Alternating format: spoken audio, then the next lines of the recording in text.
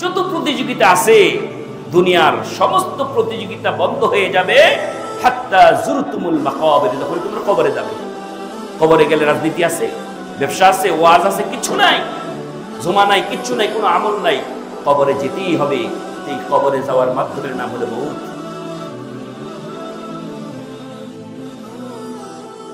সমস্ত প্রশংসা, গুণগান, তারিফ সে মহান রব্বুল আলামিনের জন্য, যিনি আজকে জুমার দিনে তার ঘরে এসে খুতবা শোনার তৌফিক দান করেছেন।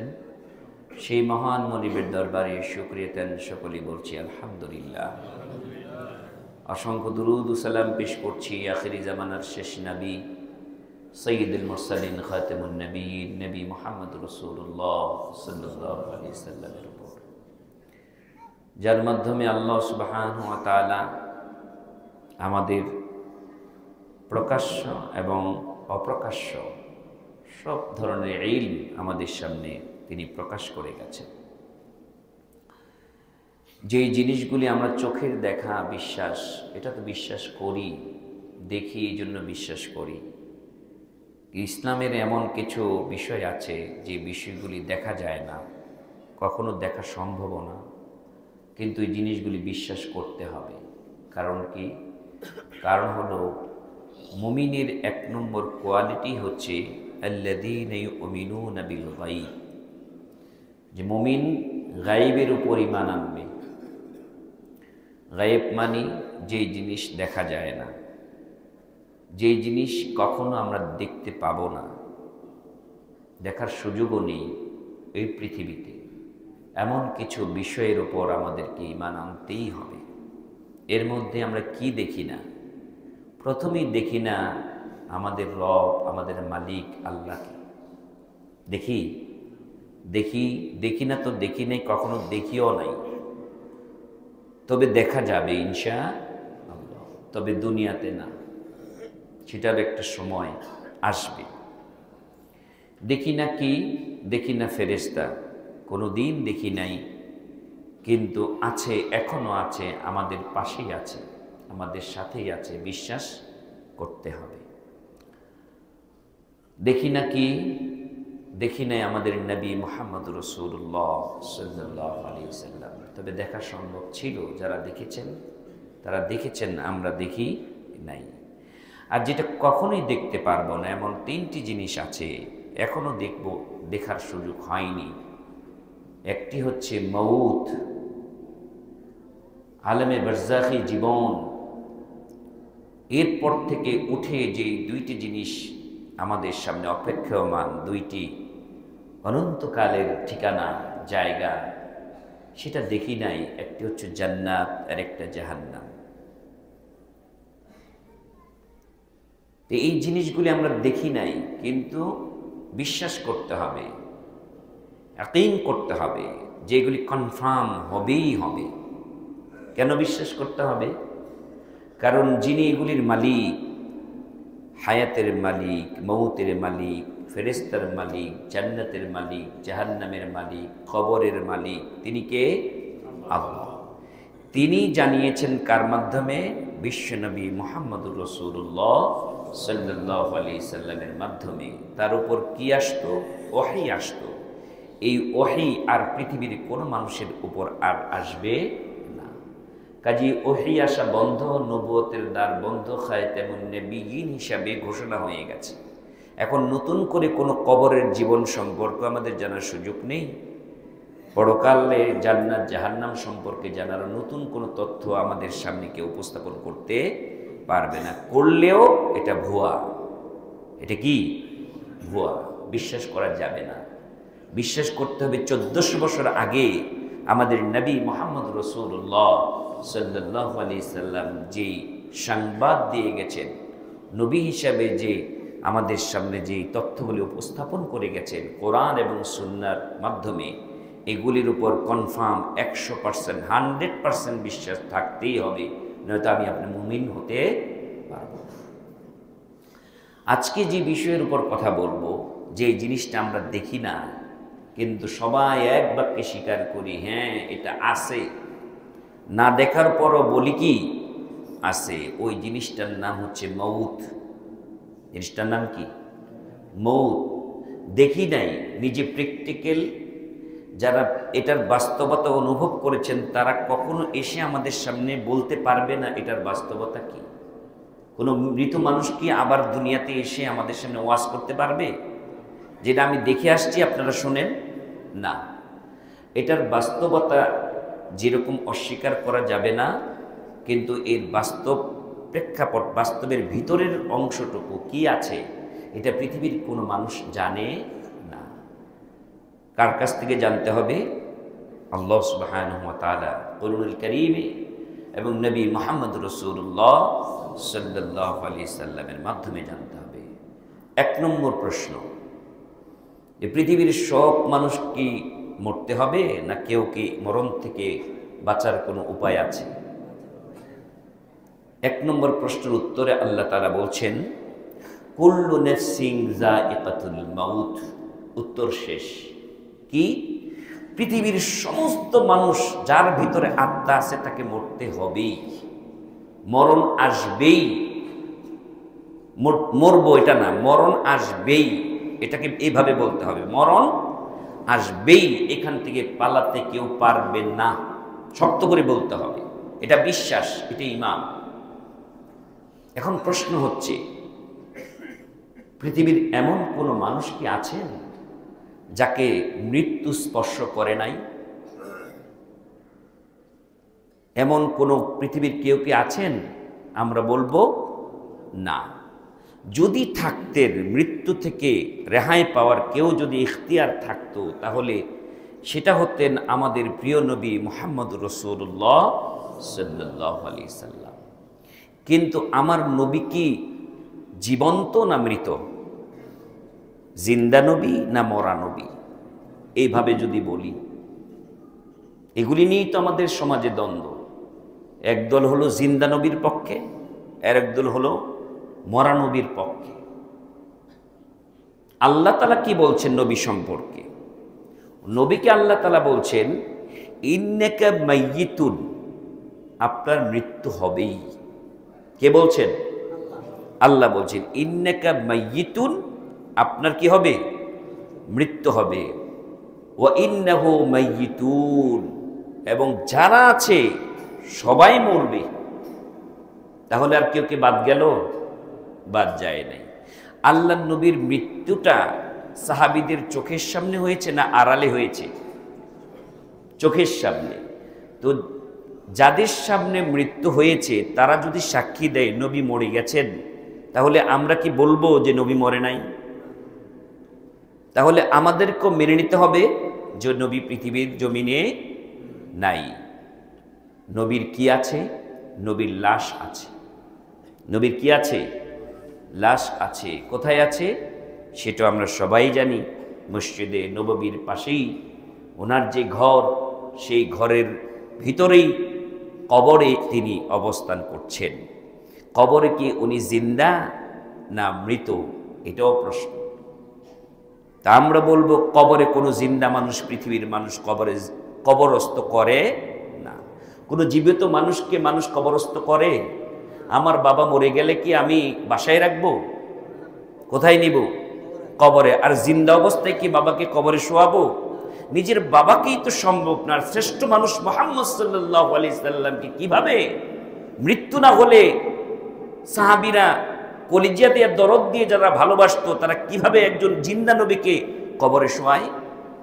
তাহলে আল্লাহর ঘোষণা যে নিশ্চিত আল্লাহ নবীও মৃত্যুর স্বাদ গ্রহণ করেছেন।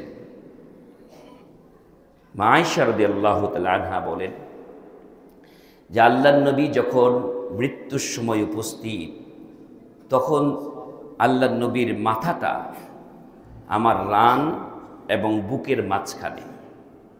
স্ত্রী হিসাবে স্বামীর মাথাটা কোথায়? বুক এবং রানের মাঝখানে। সেই মুহূর্তে অসুস্থতার কারণে, মৃত্যুর যন্ত্রণার কারণে, মৃত্যুর যন্ত্রণাও আছে, মৃত্যুর যন্ত্রণাও আছে, এই যন্ত্রণা থেকেও কেউ রেহাই পাবে না। আল্লাহ তাআলা বলেন ওয়াজাআত সাখরাতুল মাউত ওয়াজাআত সাখরাতুল মাউত বিল হক, মৃত্যুর যন্ত্রণা আসবেই, এটা সত্য। তো এই যন্ত্রণার সম্মুখীন কি আমাদের নবী মুহাম্মদ সাল্লাল্লাহু আলাইহি সাল্লাম হয়েছিলেন? হ্যাঁ, হয়েছিলেন। মা আয়েশা রাদিয়াল্লাহু তাআলা আনহা বলেন, আল্লাহর নবীর শ্বাস যখন রুদ্ধ হয়ে যাচ্ছে, ঠিক ওই মুহূর্তে এমন কষ্ট তিনি পাচ্ছেন, কষ্টের কারণে পাশেই পানির পাত্র ছিল, বারবার তিনি পানির পাত্রের ভিতরে হাত ঢুকাচ্ছেন এবং পানি নিয়ে শরীরের মুখের মধ্যে মুছে দিচ্ছেন। আল্লাহু আকবার। মা আয়েশা বলেন, আমি বুঝতে পেরেছি শ্রেষ্ঠ মানুষটা খুব কষ্ট হচ্ছে, এবং নিজে নবী বলছেন সাখরাতুল মাউত বিল হক, যে মৌতের কষ্ট বড়ই কঠিন।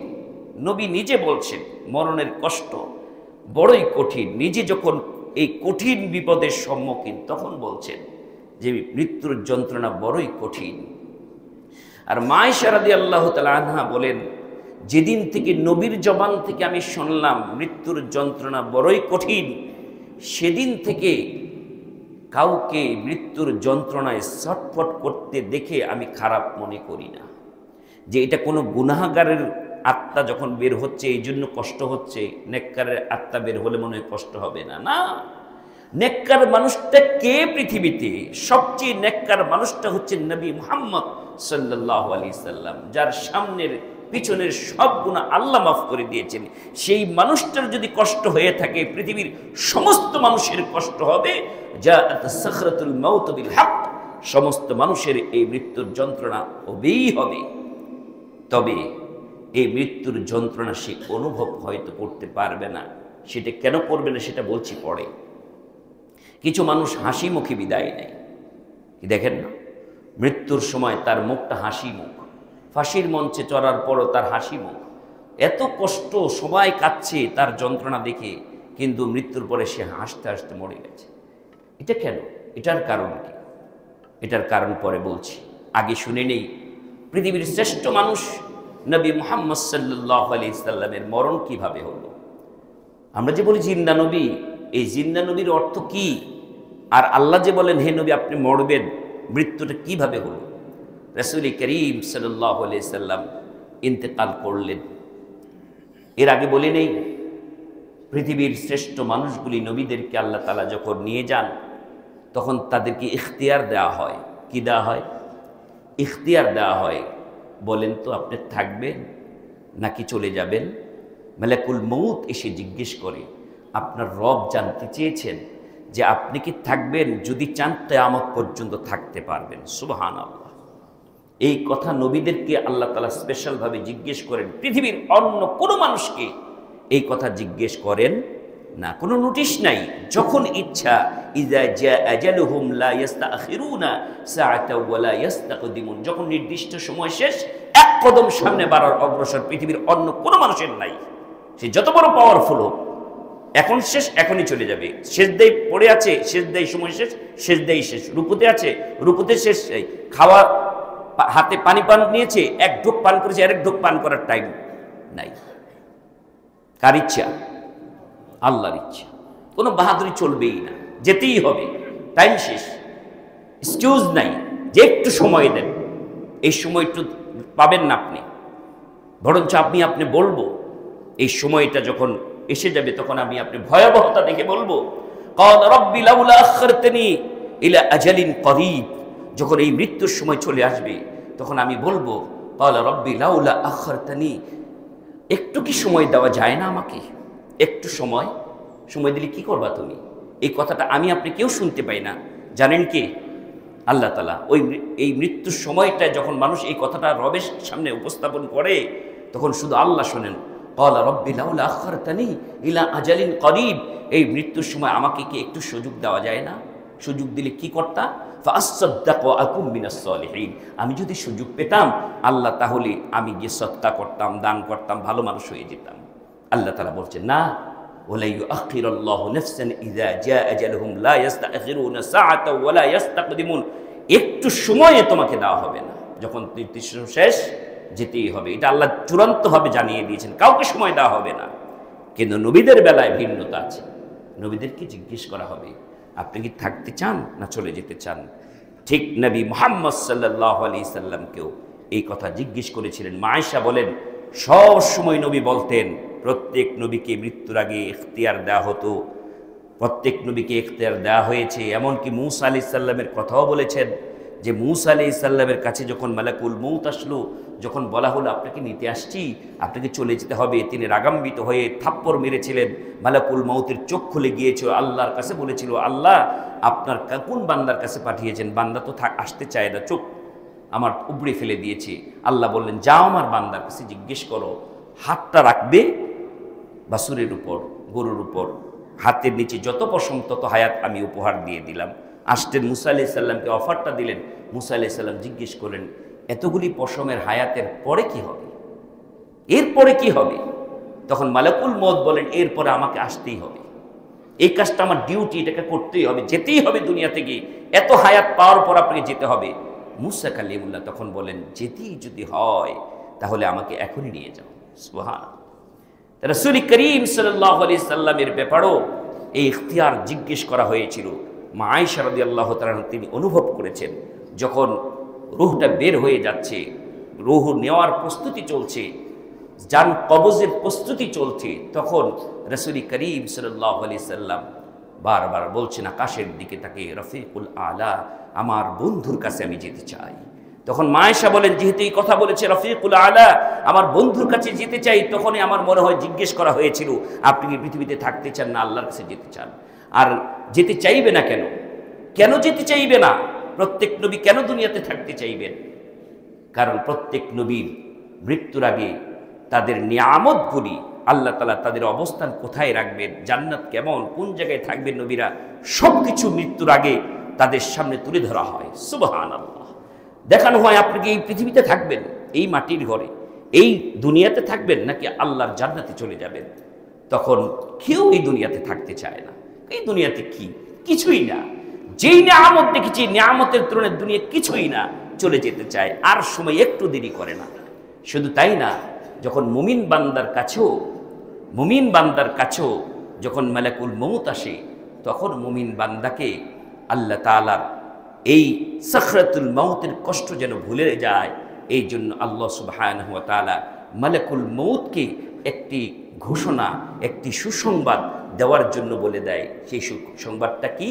মালাকুল মউত ইমানদার ব্যক্তির পাশে এসে তাকে সম্বোধন করে বলে, আমরা তো সবাই কাঁদছি, বাবা অসুস্থ, মা অসুস্থ, আইসিইউতে পড়ে আছে, সবাই দেখে কাঁদছি, কিন্তু উনি আমাদের কোনো কান্না দেখছেন না, উনি দেখছেন মালাকুল মউতকে।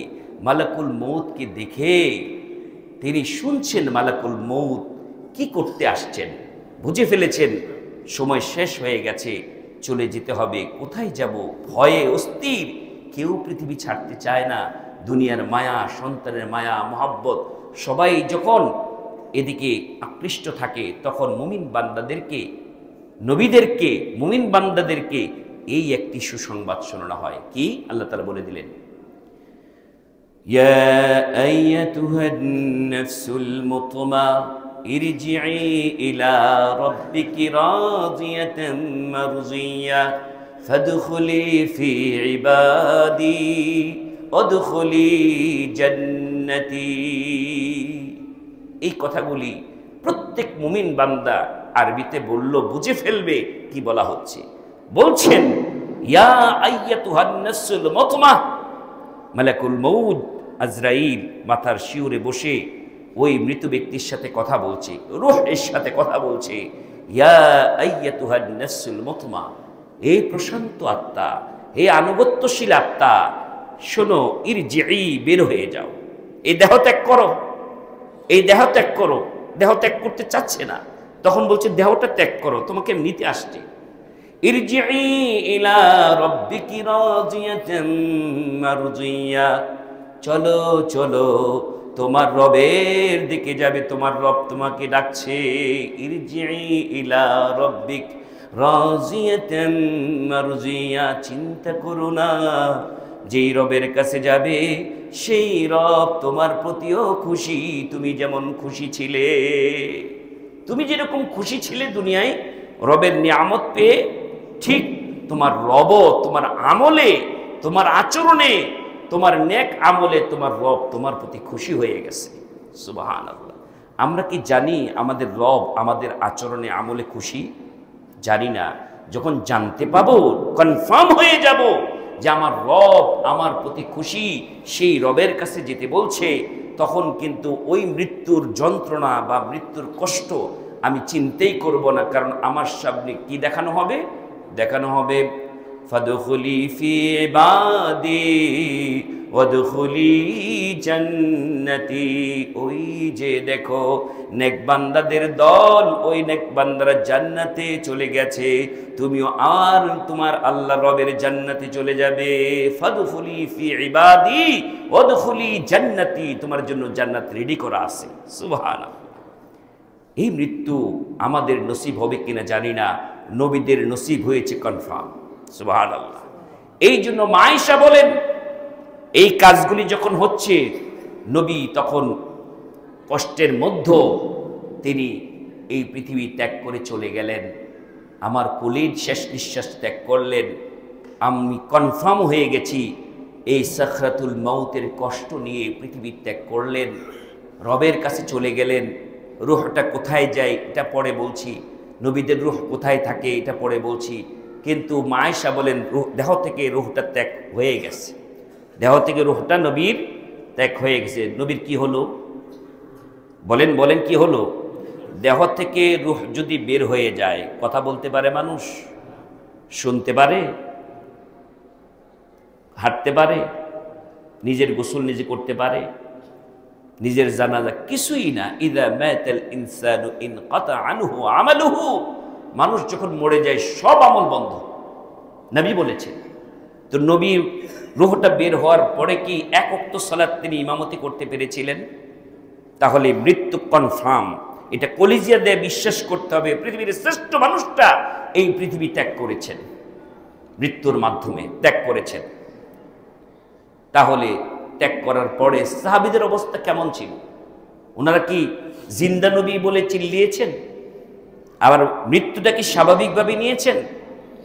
কি হয়েছিল? তাহলে আমরা বুঝতে পারবো আল্লাহর নবী পৃথিবীতে জিন্দা নাকি মৃত।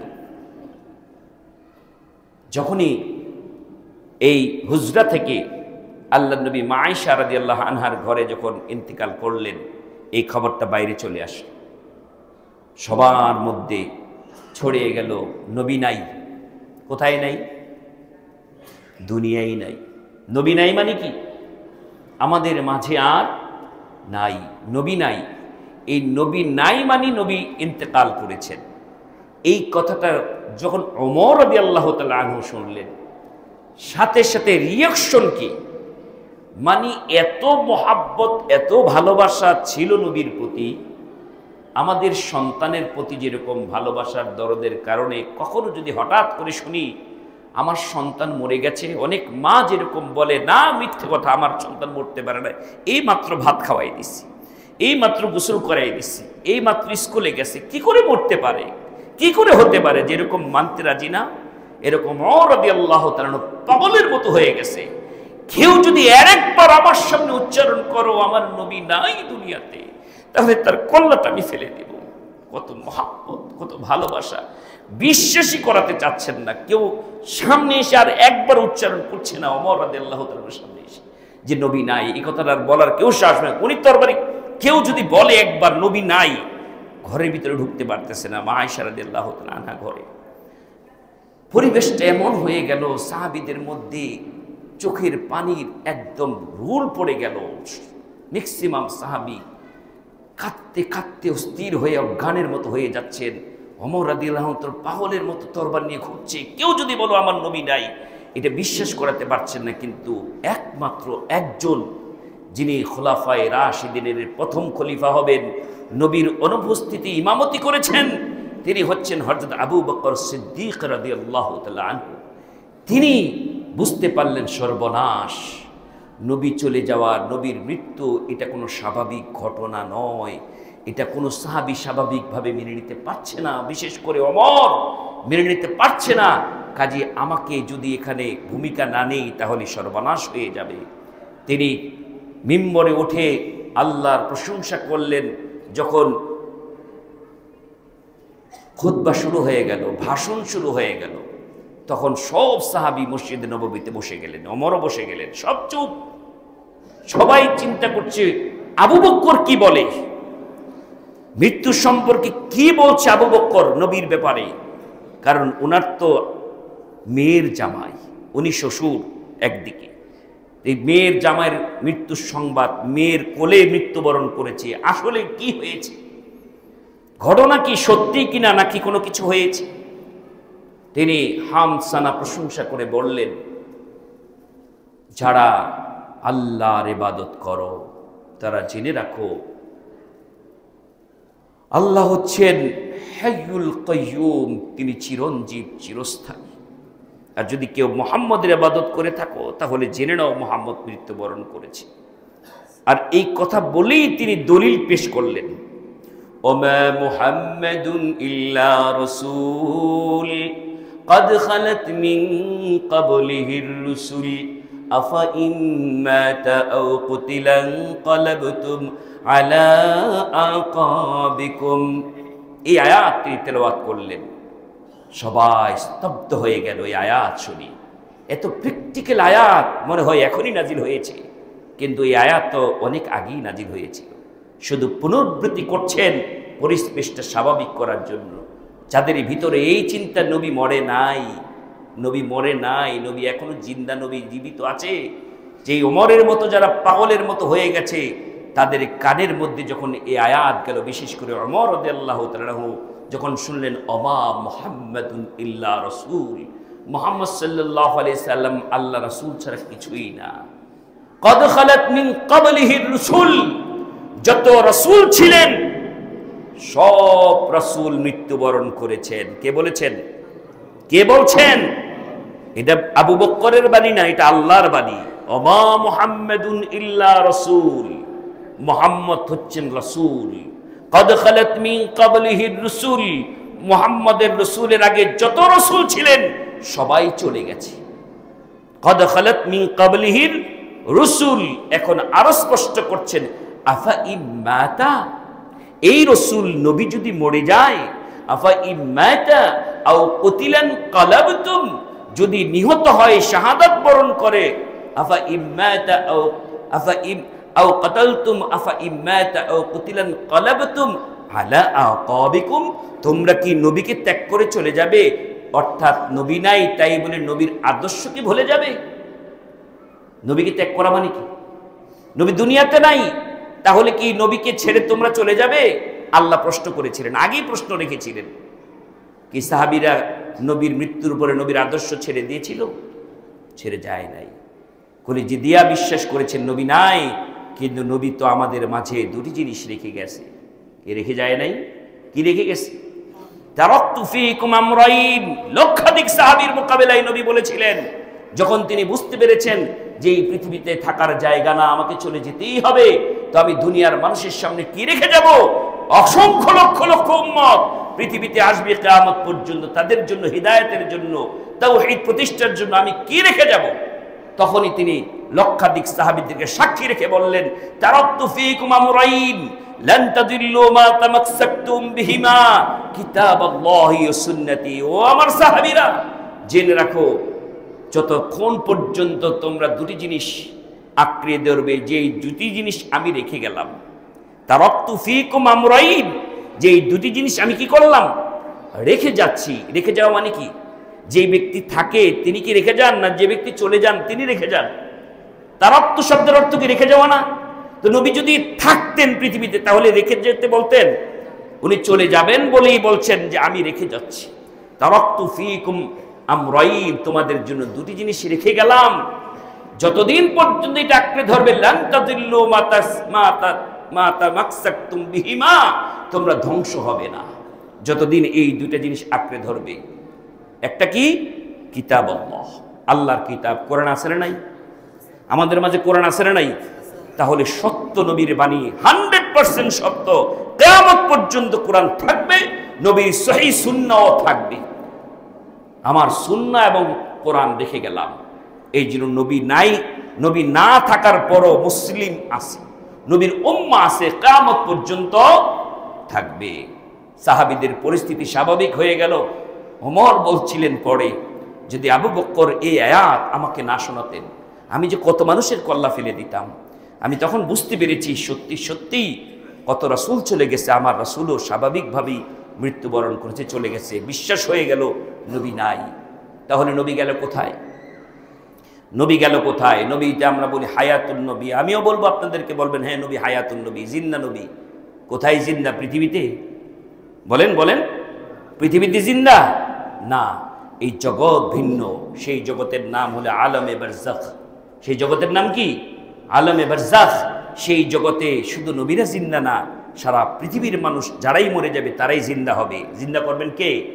মৃত্যুর পরে আবার কে জিন্দা করবেন? আমার আল্লাহ বলেন, কাইফা তাকফুরুনা বিল্লাহি ওয়া কুনতুম আমওয়াত ফাহইয়াকুম সুম্মা ইউমীতুকুম সুম্মা ইউহয়ীকুম সুম্মা ইলাইহি তুরজাউন। 5টা স্টেপ তোমাকে অতিক্রম করতে হবে। কাইফা তাকফুরুনা বিল্লাহ, কেমন করে আল্লাহকে অস্বীকার করো, যে আল্লাহ তোমার মৃত্যু জীবন কন্ট্রোল করছেন। কাইফা তাকফুরুনা বিল্লাহি ওয়া কুনতুম আমওয়াতান, তোমরা সকলেই মৃত ছিলা, কারো নাম পরিচয় ছিল না, বাবা মা কারো নাম জানতো না, আমার ছেলে হবে না মেয়ে হবে, কি হবে, মরা হবে না জিন্দা হবে, জানতেন কে? আল্লাহ। তোমরা সকলেই মৃত ছিলা। আলমে আরোহার মধ্যে, ওই জগতে পৃথিবীর সব মানুষ মৃত ছিল। সুম্মা ইউহয়ীকুম, অতঃপর এই দুনিয়াতে আসার জন্য তোমাকে জীবন দিলাম। কে জীবন দিয়েছেন? কত মানুষ মায়ের গর্ভেই মরে গেছে, আল্লাহ আমাদের দয়া করে মায়ের পেটের ভিতরে জিন্দা রেখে এখনো পৃথিবীতে বাঁচিয়ে রেখেছেন। কার ইচ্ছায়? আল্লাহর ইচ্ছায়। এরপর আল্লাহ তাআলা বলছেন, সুম্মা ইউমীতুকুম, আবার মৃত্যুর মাধ্যমে তুমি কবরে চলে যাবে। কোথায় যাবে? কবরে। যেতে হবে না? আমার আল্লাহ বলেন, আল্হাকুমুত তাকাসুর হাত্তা যুরতুমুল মাকাবির। যত প্রতিযোগিতা আছে দুনিয়ার, সমস্ত প্রতিযোগিতা বন্ধ হয়ে যাবে হাত্তা যুরতুমুল মাকাবির, যখন তোমরা কবরে যাবে। কবরে গেলে রাজনীতি আছে, ব্যবসা আছে, ওয়াজ আছে, কিছু নাই, জমা নাই, কিচ্ছু নাই, কোনো আমল নাই। কবরে যেতেই হবে। এই কবরে যাওয়ার মাধ্যমের নাম হলো মউত। কবরে যাওয়ার মাধ্যমের নাম কি? মউত। আল্লাহ তাআলা বলছেন, তোমাকে এই কবরে যাওয়ার জন্য মৃত্যু দিব। সুম্মা ইউমীতুকুম, এরপরে সুম্মা ইউহয়ীকুম, কবর জিন্দেগিতে আরেকটা জীবন হবে, সেই জগতই ভিন্ন। সেই জগতের নাম হলো আলমে বারজাখ, আর এটা হলো আলমে দুনিয়া। আগেরটা ছিল আলমে আরোহা, রুহের জগৎ, দুনিয়ার জগৎ, বারজাখি জগৎ। আরেকটা হবে ইয়াউমাল কিয়ামা। আল্লাহ তাআলা বলেন, সুম্মা ইউহয়ীকুম সুম্মা ইলাইহি তুরজাউন, এবং আমার কাছেই ফেরত আসবে। ইরজাউন, তোমরা আবার ঘুরে ফিরে আমার কাছে আজ প্রত্যাবর্তন করবে। ইরজাউন মানে কি? ফিরে যাওয়া, প্রত্যাবর্তন করা। আমরা কেউ মারা গেলে কি দোয়া পড়ি ভাই? ইন্না লিল্লাহি ওয়া ইন্না ইলাইহি রাজিউন। শেষের কথাটা কি? রাজিউন, নিশ্চয়ই তোমার জন্যই এই আমি ছিলাম, এই লোক মরে গেছে, সব তোমার সিদ্ধান্ত। ইন্না লিল্লাহি ওয়া ইন্না ইলাইহি রাজিউন, এবং তোমার কাছেই সকলকে প্রত্যাবর্তন করতে হবে। মানে প্রত্যাবর্তন, আগে যেখানে ছিলাম সেখানে যাব, এইভাবে ঘুরে যেখানে ছিলাম সেখানেই। আল্লাহর কাছ থেকে এসছি না আমরা ভাই? সবাই সেই রবের কাছ থেকে এসছি না? সবাই কোথায় ছিলাম? রবের কাছে ছিলাম। সবাইকে তো আমাকে আপনাকে আল্লাহ তাআলা জিজ্ঞেস করেছিলেন, আলাস্তু বিরাব্বিকুম, আমি কি তোমাদের রব নই? পৃথিবীর সমস্ত মানুষকে একত্রিত করে জিজ্ঞেস করেছিলেন। সেটা আলমে আরোহার জগৎ ছিল। আবার দুনিয়াতে এসে আমাদেরকে শিখালেন, তোমরা বলো আলহামদুলিল্লাহি রাব্বিল আলামিন, রবকে স্বীকার করে নাও। তারপরে যখন কবরে যাবে তখন আবার প্রথম প্রশ্নটাই হবে কি? মার রব্বুকা, তোমার রব কে ছিল? তাহলে মিলান, যখন মৃত ছিলেন ওখানে আল্লাহ তাআলা জীবন দিয়েছিলেন, সেই জীবনের সেই সময় আমরা বলেছিলাম হ্যাঁ আপনি আমাদের রব।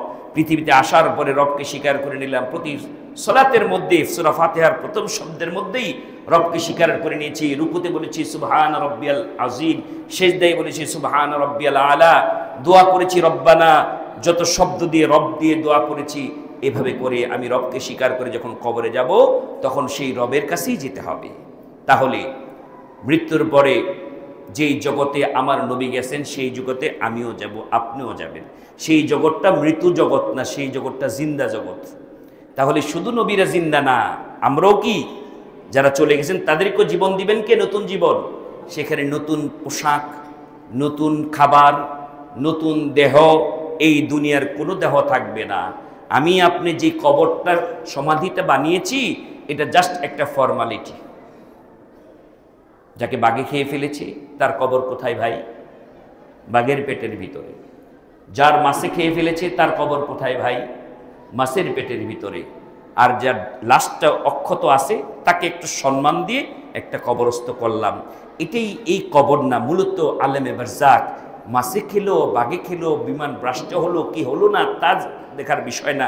এই জগতে ভিন্ন, ওই জগতে ওই কাজগুলি হবে যেগুলি আলিমুল গায়ব, অদৃশ্যের জগতের বিষয়, যেটা নবী মুহাম্মদ সাল্লাল্লাহু আলাইহি সাল্লাম আমাদেরকে জানিয়েছেন। তো নবীর মৃত্যু নিশ্চিত, তিনি দুনিয়ার ত্যাগ করেছেন, চলে গেছেন কোথায়? বারজাখী জীবনে। সেই জীবনে কি মৃত্যু না জিন্দা? মৃত্যু না, জিন্দা অবস্থায় আছেন। নবীদের অবস্থান হচ্ছে সমস্ত নবীরা সেখানে ওই জগতে সালাতরত অবস্থায় থাকেন, আল্লাহর পক্ষ থেকে তারা খাদ্য খাবার পান। সুবহানাল্লাহ। তাহলে তারা মৃত হলে তো আর খাবার খাদ্য খাবেন না, সালাত পড়বেন না। সেই সালাতের ধরন কি, সেই খাবারের ধরন কি, সেটা আল্লাহ জানেন। এটা আমাদের বিশ্বাস করতে হবে। নবীরা কবরে কি? কবর জিন্দিগি মানে আলেমে বারজাকে জীবন্ত। এমনকি আমাদের বাবা মা আত্মীয়স্বজন যারা চলে গেছেন তারাও কি জীবন্ত। কিছুক্ষণের জন্য তাদের হয়তো আল্লাহ তাআলা ঘুমিয়ে রেখেছেন, যে ঘুম জিন্দা মানুষও দুনিয়াতে ঘুমায়। এই ঘুমকে আমরা কি শেষ ঘুম বলি? এই ঘুমকে কি ঘুমের একটা আলামত বলি। এই জন্য তো আমরা ঘুমানোর আগে দোয়ার মধ্যে পড়ি, আল্লাহুম্মা বিইসমিকা ওয়া আমুতু আহয়া, হে আল্লাহ তোমার নামে আমার জীবন এবং মরণ। তাহলে এই ঘুম কি ফাইনাল ঘুম? আমরা যে জীবন্ত মানুষ ঘুমাই, এই ঘুমটা কি ফাইনাল ঘুম? আর একটা ঘুম আছে যেটাকে মৃত্যুর ঘুম বলে, চিরনিদ্রা। আর ঘুম থেকে উঠে আবার দোয়া কি পড়ি? আলহামদুলিল্লাহিল্লাযী আহয়ানা বা'দামা আমাতানা ওয়া ইলাইহি নুশুর। আল্লাহ মৃত্যুর পর আবার জিন্দা করছো। এই মৃত্যু কোনটা? এই মৃত্যু হলো ঘুম। ঠিক আলেমে বারজাখ জিন্দেগি তো একটা ঘুম আছে। কেউ ঘুমাচ্ছে, কেউ সালাত আদায় করছে, কেউ পাখির মতো দেহ নিয়ে জান্নাতে ঘুরে বেড়াচ্ছে, সেটা হলো শহীদরা। সুবহানাল্লাহ। তাহলে আমার ভাইয়েরা, এক একজনের আমল, এক একজনের অবস্থার কারণে ওই জগতে অবস্থা ভিন্ন, পাপীদের অবস্থা আলাদা আলাদা। সেটা সময় পেলে বলবো। একটু জেনে নেন, একটা হাদিস থেকে আমরা জানবো কিভাবে আমাদের রূহগুলি কোথায় যায়, কোথায় গিয়ে আবার কোথায় আসে। এই জগৎটা ভিন্ন একটি জগৎ, যে জগৎ সম্পর্কে পৃথিবীর কোনো মানুষের কোনো কিতাব যেগুলি দিয়ে আমরা দুনিয়া চালাই, ডাক্তার হই, ইঞ্জিনিয়ার হই, যত বিদ্যা আছে কোনো বিদ্যার মধ্যে এই তথ্যগুলি পাবেন না। শুধু ওহীর ইলম যেখানে আছে, কিতাব কোরআন এবং সুন্নাহর মধ্যে ইলম পাবেন। এটা ডাক্তারেরও জানা দরকার, ইঞ্জিনিয়ার জানা দরকার, কারণ প্রত্যেকে ওখানে যেতে হবে। আপনি ডাক্তার হন, ইঞ্জিনিয়ার হন, আপনি জীবন্ত মানুষের উপকার করতে পারবেন, কিন্তু মৃত মানুষের জীবনের পরের কি এটা কোরআন সুন্নাহ ছাড়া আপনি জীবনও বলতে পারবেন না। এই খবর কে জানে? আল্লাহ জানে। এই জ্ঞান কার কাছে আছে? আল্লাহর কাছে। আল্লাহ জানিয়েছেন নবী মুহাম্মদ রাসূলুল্লাহ সাল্লাল্লাহু আলাইহি সাল্লামের কাছে। আর সেই দরদের নবী আমাদেরকে খোলামেলা এগুলি বলে গেছেন। এই জন্যই তো এখন ওয়াজ করতে পারতেছি। না থেকে আমি কি কবরে গেছি নাকি? আমার মৃত্যু কি হয়েছে নাকি? আমি কি দেখছি নাকি? সব তো বলছি রেফারেন্স দিয়ে। মা আয়েশা রাদিয়াল্লাহু তাআলা বলছেন, আবু বকর, ওমর, তারপরে আল্লাহ নবী বলছেন। আরেকটা জিনিস শোনেন যে আসলে আমাদের মৃত্যুর সময় কি হয়, আমাদের রূহটা যায় কোথায়, অবস্থান কোথায়, এগুলো যে ক্লিয়ার থাকে তাহলে আমি আপনি বিভ্রান্ত হব না। নবীর ব্যাপারেই চালিয়ে দেওয়া হলো। নবী জিন্দা নবী, হ্যাঁ জিন্দা নবী। জিন্দা নবী আবার অনেকে বলে কবরের কাছে গিয়ে আল্লাহ নবী হাত তুলে দিছে, হাতে মুসাফা করছে। নাউজুবিল্লাহ। এরকম আকীদা আছে না নাই? না।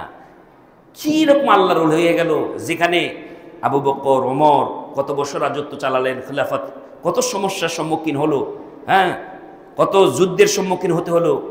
কোনোদিন তো রাসূল করিম সাল্লাল্লাহু আলাইহি সাল্লাম কবর থেকে উঠে এসে বলে না, এই যে সাবধান, যে বলছে এরকম ঘটনা আছে, তো কেমন আল্লাহর ওলি হলো, ওনার জন্য হাত উঠাই দিছে? এগুলি ভুয়া, এগুলি বিশ্বাস করা যাবে না।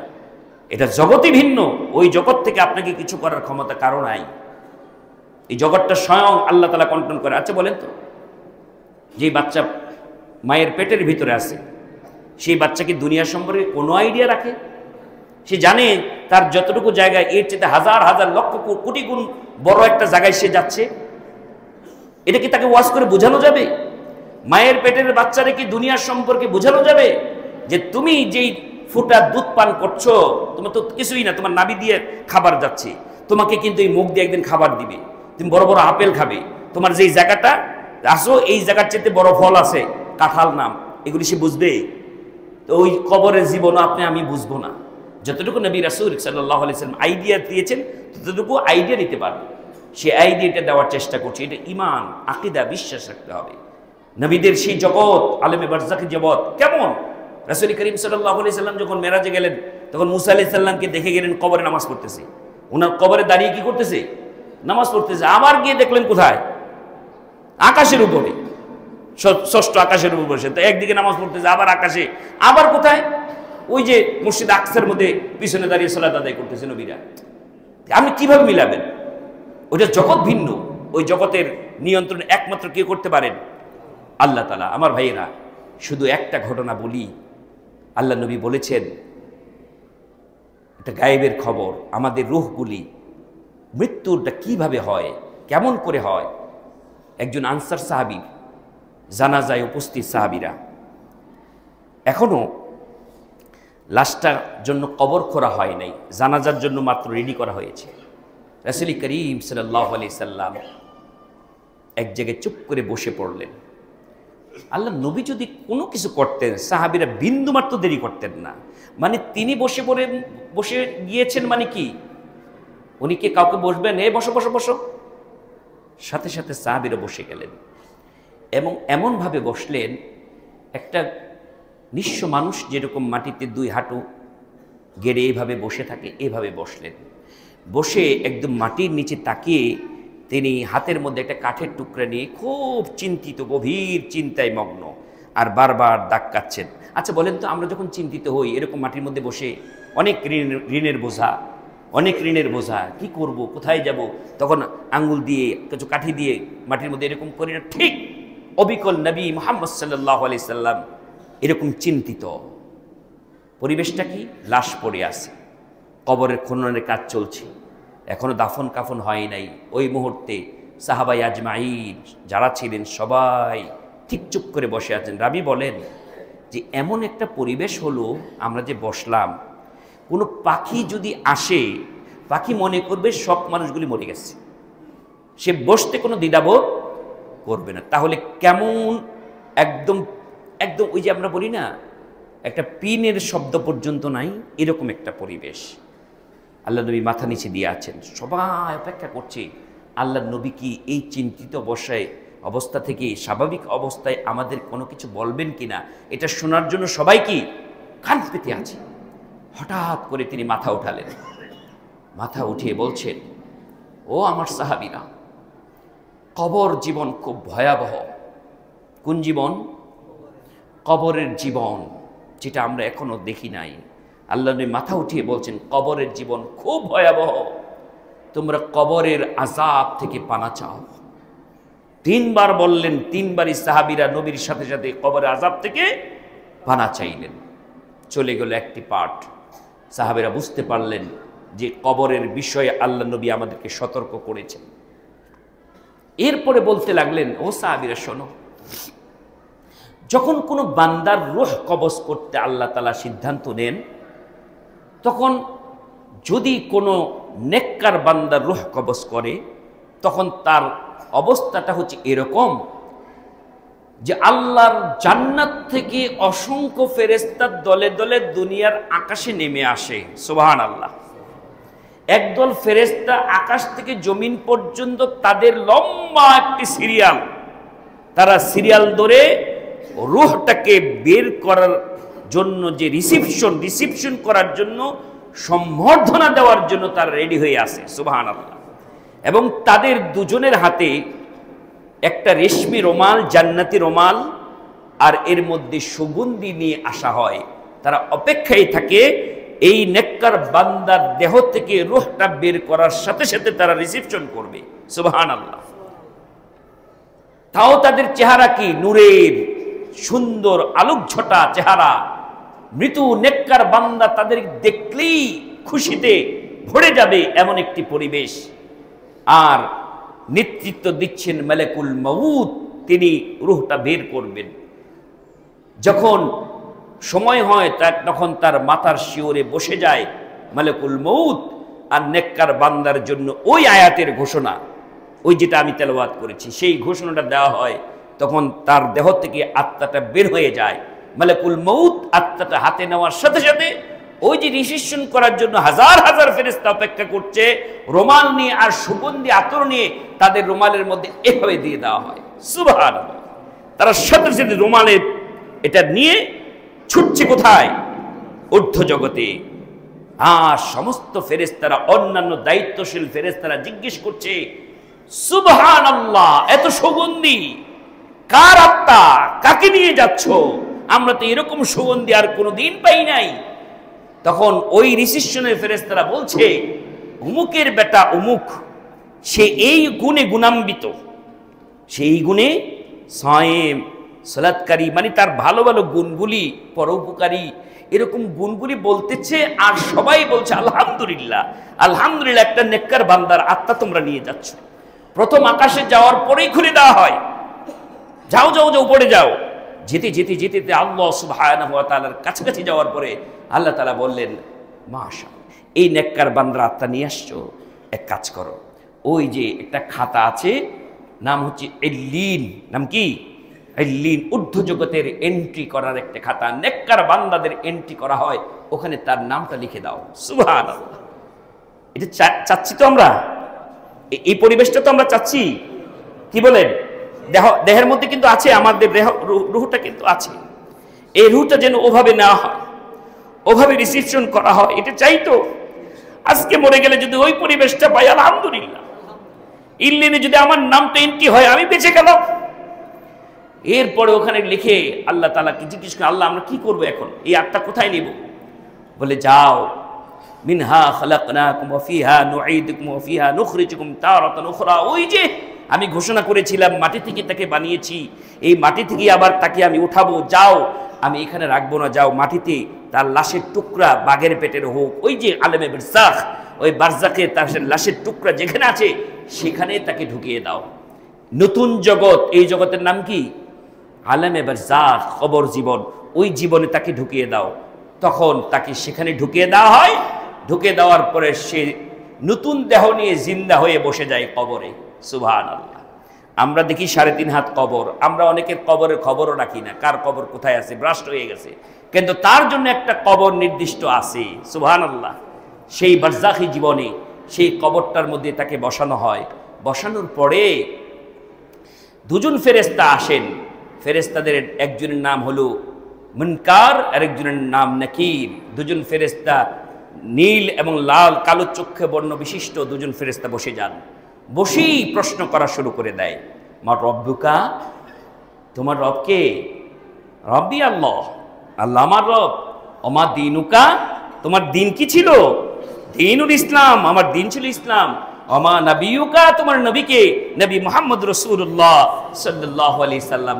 মারহাবা, আলহামদুলিল্লাহ, আমরা জানতাম তুমি এই উত্তরগুলি দিতে পারবে। বলো তো, ওমা দিনুকা, তুমি ওমা ইউদ্রিকা, তুমি এই প্রশ্নের উত্তরগুলি জানলে কোত্থেকে? তখন ওই নেককার বান্দা বলবে, আল্লাহ তোমার কিতাব থেকে আমি পড়ে জেনেছি। কোরআনে আছে না নাই? আমাদের রব কে আছে না নাই? আমাদের নবীকে আছে না নাই? আমার দিনকে আছে না নাই? যারা পড়বে, বুঝবে, আমল করবে, তারা পটপট উত্তর দিয়ে দিবে। তখন বলবে, চিন্তা করো না, তাকিয়ে দেখো তো, কবরটা তোমার এদিকে যত দূর যায়, 70 থেকে 70, 70 থেকে 70, তোমার চোখ যত দূর যায় ততটুকু প্রশস্ত করে দেওয়া হলো। এটা প্রথম সারপ্রাইজ। ছোট্ট কবর না, বিশাল এলাকা জুড়ে তোমার অবস্থান। শুধু তাই না, তুমি যেহেতু প্রশ্নের উত্তরগুলি সুন্দর করে দিতে পারলা, মহান রব তোমার জন্য কয়েকটি পুরস্কারের ব্যবস্থা করেছেন। তাকিয়ে দেখো তোমার জন্য জান্নাত থেকে জান্নাতি পোশাক পাঠিয়ে দেওয়া হলো। পোশাক পরো, কিসের পোশাক? জান্নাতি পোশাক। তাকিয়ে দেখো তুমি কবরে শোয়ার জন্য আল্লাহ রাব্বুল আলামিন জান্নাত থেকে জান্নাতি পোশাক তোমার জন্য পাঠিয়ে দিয়েছেন। শুয়ে পড়ো, পোশাক পরো আর জান্নাতি বিছানায় শুয়ে পড়ো। আর কি চাও? আল্লাহ রাব্বুল আলামিন তোমাকে, তুমি যেই জায়গায় হাসর নাসরের পরে যেই জায়গায় থাকবে, যেই জান্নাতে, একবার তাকিয়ে দেখো ওই জান্নাতের দরজাগুলি খোলা, জানলাগুলি খোলা। একবার তাকিয়ে দেখো ওই জায়গাটাই হচ্ছে তোমার জায়গা। সুবহানাল্লাহ। সে আনন্দে বলবে, আমাকে কি একটু দেওয়া যায় সময়? আমি তো রেখে আসছি আমার ছেলে মেয়ে, আমার আত্মীয় স্বজন, তারা তো জানে না আমি কোথায় আছি, আমি যে এত সুন্দর ফ্যাসিলিটি পেয়েছি। তারা কি জানে? তারা তো অনেকে মনে করতো কি নামাজ পড়ে, কি ভালো হালাল খায়, এই গরিব মানুষ কোনো দুনিয়ার মধ্যে কিছু করতে পারে নাই, তার কোনো দাম নাই। আমি একটু দেখিয়ে দিতে চাই আমি হালালভাবে চলেছি, আমি আল্লাহর বিধান মতো চলেছি, আমাকে আল্লাহ কত পুরস্কার দিয়েছি, দুনিয়ার এই কষ্ট আমার কিচ্ছু মনে নাই, আমি একবার তাদের সামনে দেখা করে এটা বলে দিয়ে আসতে চাই। তখন বলবে, এখানে থাকো, ঘুমিয়ে থাকো, এখানে আর পিছনে যাওয়ার কোনো সুযোগ নেই, এখানে থাকো ইয়াউমাল কিয়ামা, কিয়ামত পর্যন্ত এখানে ঘুমিয়ে থাকো দুলহানের মতো। তোমার প্রিয়জন ছাড়া আর কেউ তোমাকে ডিস্টার্ব করবে না। তখনকার প্রিয়জন একমাত্র কে? আমার আল্লাহ। আল্লাহর ডাক ছাড়া আর কেউ তোমার ঘুম ভাঙাতে পারবে না। কিয়ামতের দিন, সেদিন হবে আসল বিচার, আসল হাসর নাসর। তুমি খবরে শুয়ে থাকো, বারজাখি জীবন। এ হলো মুমিনের অবস্থা। চলে গেল। তারপরে আল্লাহ নবী বলেন, যখন কাফেরের রূহ বের করা হবে, তখন যে মালাকুল মউত তাকে দেখেই সে পালাতে চাইবে, দুনিয়া ত্যাগ করতে চাইবে না, দুনিয়া ত্যাগ করতে চাইবে না। তখন সে বারবার বলবে, ক্বাল রাব্বি লাউলা আখারতানি ইলা আজালিন করিব ফাআসাদদাক ওয়া আকুম মিনাস সালিহিন। রব, আমাকে একটু সময় দাও, আমি থাকতে চাই পৃথিবীতে, আমি থাকতে চাই, আমি যেতে চাই না, আমাকে একটু সময় দাও, আমাকে একটু সময় দাও, আমার নিও না। আমি যদি থাকি তাহলে আমি সদকা করব, আমি দান করব, আমি আকুম মিনাস সালিহিন, আমি ভালো মানুষ হয়ে যাব, আমি এরকম ভয়ঙ্কর পরিস্থিতি আমি শিকার হতে চাই না। এরকম বলতে থাকবে। আল্লাহ তাআলা বলবেন, ওয়ালা ইউআখিরুল্লাহু নাফসান, কোন আত্মাকে আর সুযোগ দেওয়া হবে না। ওয়ালা ইউআখিরুল্লাহু নাফসান ইযা জাআ আজালুহুম, তোমার এই নির্দিষ্ট সময় শেষ হয়ে গেছে, এখন আর ফেরত যাওয়ার সুযোগ নাই, তোমাকে যেতেই হবে। রূহটা বের করা হবে জোর করে। আর মুমিনের রূহটা বের হবার দৃষ্টান্ত নবী মুহাম্মদ সাল্লাল্লাহু আলাইহি সাল্লাম বলেছেন, কলস থেকে এরকম উল্টা করে ধরলে যেরকম পানিগুলি টপটপ করে পড়ে যায়, মুমিন বান্দার রূহটা দেহ থেকে এরকম আস্তে করে বের হয়ে যাবে। সে কষ্টই পাবে না, মালাকুল মউতের কষ্ট পাবে না। কিন্তু যার আত্মা বের হতে চাইবে না এই আযাবের ফেরেশতা দেখে, তখন তাকে জোর করে একটা লোহা গরম করে ভিজা চামড়ার ভিতর ঢুকিয়ে দিলে চামড়া সুদ্ধা যেরকম সব লোম এরকম টেনে হেসড়ে আসে, তার পুরো দেহ থেকে তার রূহটাকে টেনে হেসড়ে নিয়ে যাবে। এমনও হবে, তার অবস্থা এমন হবে, প্রস্রাব পায়খানা করে দিবে। সে ভয়ে আতঙ্কে, বাঁচার উপায় নাই। তারপরে সাথে সাথে এর করে ওই জাহান্নামের ফেরেশতা আসবে, চট পচা গন্ধওয়ালা চট নিয়ে তাকে রিসিপশন করে আত্মাটা ওখানে দেওয়া হবে। সাথে সাথে দেরি করা হবে, আর ফেরেশতা দুর্গন্ধ, কে কে কে, তাড়াতাড়ি নামাও। প্রথম আকাশের দরজা তার জন্য খোলা হবে না, বলা হবে তাড়াতাড়ি নিয়ে যাও। আল্লাহ কোথায় নিয়ে যাবো? সিজ্জিনে নিয়ে যাও, সিজ্জিনে দুনিয়ায় নিয়ে যাও। ওখান থেকে তাকে হিসাবটা, তাকে সিজ্জিনে নেওয়া যাওয়া হবে, যেখানে আলেমে বারজাখ সিজ্জিন। নেককার বান্দার কোথায় ছিল? ইল্লিনে নাম ছিল, আর তাকে কোথায়? সিজ্জিনে নিয়ে যাও নিচে, ওখান থেকে তাকে ওঠানো হবে। ঠিক সিজ্জিনে তার দেহটার মধ্যে নতুন দেহ, বিশাল দেহ, যে যত পাপী তার দেহ তত বড়, তার দেহ কি তত বড়। প্রথমেই একটা কাজ করা হবে, তার দেহটা বড় করে বানিয়ে দুই কবরের মাটি এমন ভাবে চাপ দিবে, ওই আলমে বারজাখের কবরের এমন ভাবে চাপ দিবে, তার হাড্ডি গুড্ডি সব একাকার হয়ে যাবে। সেই চিৎকারে পৃথিবীর সমস্ত মানুষ যদি শুনতো, কেউ কোনোদিন খারাপ কাজ করতো না। এমন একটা চিৎকার দিবে। তারপরে আবার সুন্দর করে বসানো হবে, বলো মা রব্বুকা ওয়া মা দীনুকা। সে বলবে, হ্যাঁ লা আদরি হায়হাতা, আমি কি করেছি আমি কিছুই জানি না, কিছুই বলতে পারছি না। তখন বলবে, আমরা জানি তুমি কিছু বলতে পারবে না, তোমার কাছে কি কোনো কিতাব যায় নাই? তখন ওই দুজন চলে যাবে, আরেকজন ফেরেশতা আসবে, সে হবে অন্ধ বধির, তার হাতে থাকবে লোহার হাতুড়ি। বিশ্বনবী বলেন এমন হাতুড়ি যে হাতুড়ি বাড়ি দিলে পাহাড় ধসে যাবে, এমন বিশাল আকারের হাতুড়ি নিয়ে, লোহার হাতুড়ি নিয়ে তার মাথার উপর বরাবর এসে বলবে, তুমি কেন পারলে না? তোমার কাছে নবী যায় নাই? তোমার কাছে কিতাব ছিল না? আমাদের কাছে কিতাব নাই? আমাদের কাছে নবী আসে নাই? কেউ অস্বীকার করতে পারবে আমাদের কাছে কিতাব নাই? যখন বলবে কেন পড়লে না, কেন জানলে না? ঠিক আছে, এই শাস্তি শুরু হয়ে গেল। প্রথম বাড়ি মাথার মধ্যে দিবে, তার পুরো দেহটা মাটির সাথে একাকার হয়ে যাবে, আবার নতুন দেহ, এভাবে চলতে যাবে কিয়ামত পর্যন্ত। আবার বলা হবে এই যেন জাহান্নামের পোশাক, এই যেন আগুনের বিছানা, এই যে দেখো জাহান্নাম থেকে লিলিহান শিখা আগুন তোমার কবরের মধ্যে আসতেই থাকবে। যদি কোনো নেককার বান্দা তোমার জন্য দোয়া করে, মাঝে মাঝে দোয়ার বরকতে হয়তো কিছুটা লাঘব পেতে পারো, নয়তো চলতেই থাকবে রেহাই নাই। আমার ভাইয়েরা, ওই পরিস্থিতি যেন আল্লাহ আমাদের জন্য কবুল না করেন। নাকি যেতে চান আপনারা? তা আমিন যে বললেন না? এই পরিস্থিতি যেন আল্লাহ আমাদের কবুল না করেন। আল্লাহ যেন আমাদেরকে ইল্লিনে জায়গা দেন। আল্লাহ যেন কবরের প্রশ্নগুলি আমাদের জন্য সহজ করে দেন। দুনিয়ায় যেন আমরা কোরআন সুন্নাহ মোতাবেক চলাটা সহজ করে দেন। বারাকাল্লাহু লানা ওয়া লাকুম ফিল কোরআনিল আযীম ওয়া নাফা'নাকুম বিল আয়াতি যিকরিল হাকীম ইন্নাহু তাআলা জাওয়াদুন কারীমুম মালিকুম বাররুফ।